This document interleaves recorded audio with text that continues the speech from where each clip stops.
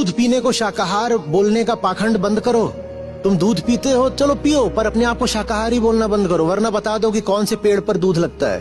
पहला काम तो ये होना चाहिए कि भाषा से, डिक्शनरी, शब्दकोश से शाकाहारी का अर्थ होना चाहिए वो जो किसी भी पशु उत्पाद का प्रयोग नहीं करता। दूध पीने वाले को, लस्सी और चाय पीने वाले को शाकाहारी बोलना झूठ है, धोखा, पाखंड है। आप चाय पीते हो दूध वाली, आप शाकाहारी नहीं हो। आप मानते क्यों नहीं हो?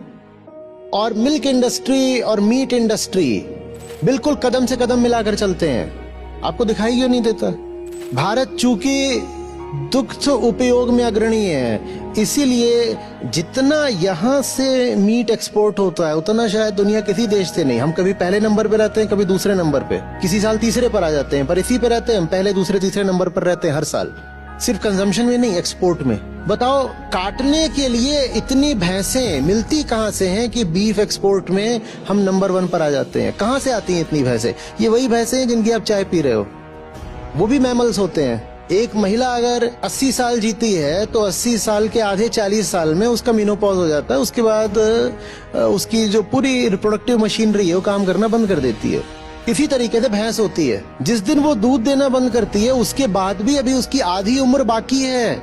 अब उसे कौन जिलाएगा, कौन खिलाएगा? अब दूध तो दे नहीं रही, तो जिस दिन उसने दूध देना बंद किया उसका मेनोपॉज हो गया, उसका क्या किया जाएगा? उसको काट दिया जाएगा। वही सारा मांस एक्सपोर्ट होता है। या आपको लग रहा है हम इतने अच्छे लोग हैं कि अब वो भैंस दूध नहीं भी देती है तो अभी हम उसको 7 साल और खिलाएंगे पिलाएंगे? हम इतने अच्छे लोग हैं?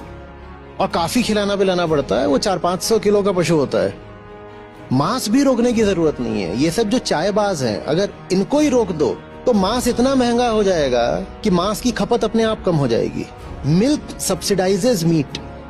आप दूध पी पी करके मांस की खपत को प्रोत्साहन दे रहे हो और अपने आप को बोलते हो मैं तो धार्मिक हूँ। धार्मिक उत्सवों पर और धार्मिक जगहों पर भी जाकर दूध का इस्तेमाल कर रहे हो। इसीलिए आपको बार बार बोलता हूँ दूध का रंग लाल है, समझो ना।